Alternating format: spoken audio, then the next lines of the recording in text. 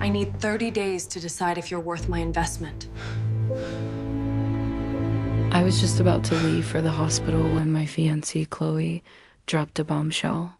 My medical bag was in hand.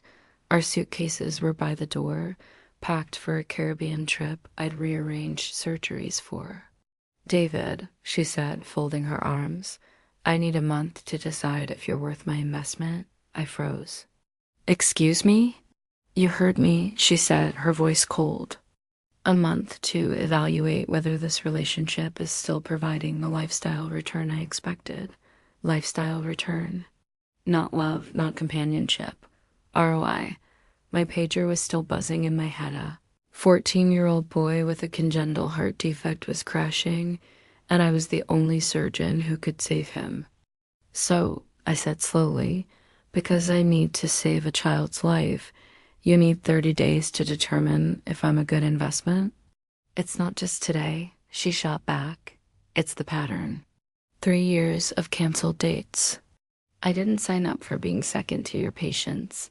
I looked at her, so polished and elegant, but her eyes were cold. She wasn't rethinking our relationship. She was reevaluating her portfolio. "Okay," I said quietly, grabbing my bag. Her composure finally cracked. "That's it? You're agreeing?" "There's a boy who needs me to fight for him right now," I told her, walking to the door. "And anyone who needs a month to decide if I'm worth loving already has their answer." The click of the door closing behind me ended more than just our argument. It ended everything. At the hospital, the bright lights and smell of antiseptic steadied me. As I scrubbed it in, Vanessa, a nurse who always speaks her mind, raised an eyebrow. "Caribbean vacation off?" I nodded. "Indefinitely." She just muttered, "Good. Never liked her." 12 hours later, I was exhausted but victorious. The boy Tommy had made it. His parents wept with relief, his mother hugging me like I'd handed her the world. Standing there, I knew Chloe would never understand this feeling. The return on investment she cared about was measured in dollars. Mine was measured in lives. Hours later, a text came from her. "Hope Tommy's okay. I flew to Barbados anyway. Let me know if you can join." I put the phone away.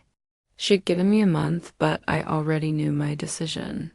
The strange thing about losing someone who never truly loved you is that you gain more space than grief.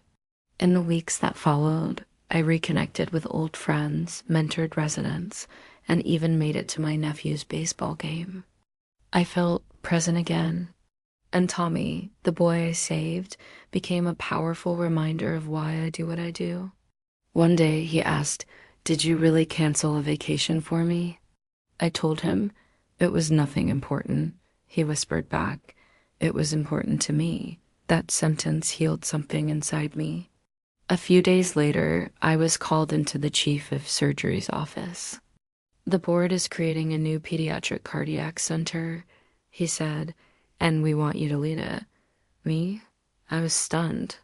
He told me not every surgeon would cancel a Caribbean vacation to save a dying child.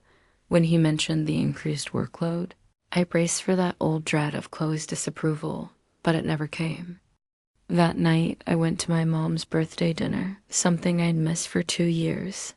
My mother hugged me and whispered, "Having you here is the gift." Later, she said gently, "Chloe isn't right for you. David, anyone who needs a spreadsheet to decide if they love you doesn't." Her words hit me harder than Chloe's ultimatum. Then everything changed again. I saw a woman with auburn hair in the hospital cafeteria, Dr. Amy Winters. My love from medical school, the woman I almost married. A few hours later, I was in the chief's office again, and in walked Amy. Turns out, she was the new head of pediatric oncology. We just stared at each other, stunned. For the first time in years, I felt hope. Chloe eventually returned from Barbados and demanded dinner. She slid a leather portfolio across the table. "I drafted a relationship restructuring agreement," she announced. It had clauses for a set number of emergencies, mandatory vacations, and penalties for schedule changes. Chloe, I said, you turned our love into a contract. A partnership needs clear expectations, she replied. I asked, and if a seventh child needs heart surgery? She didn't hesitate. Then we reevaluate the arrangement. That was it. The moment her love became a liability. I'm taking the director position, I told her, and I'm ending this. I placed the ring on the table. You're choosing work over me? She asked, shocked. No, I said. I'm choosing a life where saving a child isn't an inconvenience. I walked away and never looked back. The next day, Tommy was leaving the hospital. He tugged my sleeve and said, Dr. Hart, you deserve someone who doesn't need a month to love you. And then, as if fate were listening, I met Amy for coffee. Her smile felt like home. She took my hand and said, I came to New York because I heard you were here. Maybe it's time for a second chance. That month, Chloe gave me to evaluate my worth. I didn't need it. Losing her didn't break me. It freed me. And it brought me back to the person and the love I was always meant to have.